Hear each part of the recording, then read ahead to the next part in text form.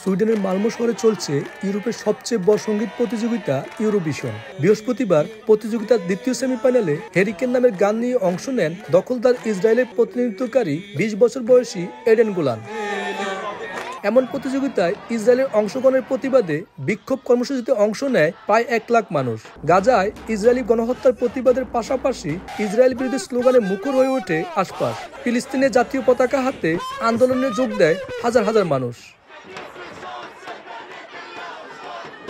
Israel বিরোধী কর্মসূচিতে সুইডেনের ৬৬টি সংগঠন ছাড়াও ফিলিস্তিনিদের প্রতিরোধের প্রতীক ঐতিহাসিক কেপিয়া রুমাল পরে বিক্ষোভে অংশ নেন সুইডিশ জলবায়ু অধিকার কর্মী গ্রেতা থুনবার্গ।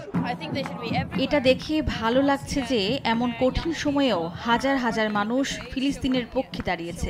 হাজার হাজার মানুষের সঙ্গে বলতে চাই, ইসরায়েল যেন ইউরোভিশন ব্যবহার করতে না পারে।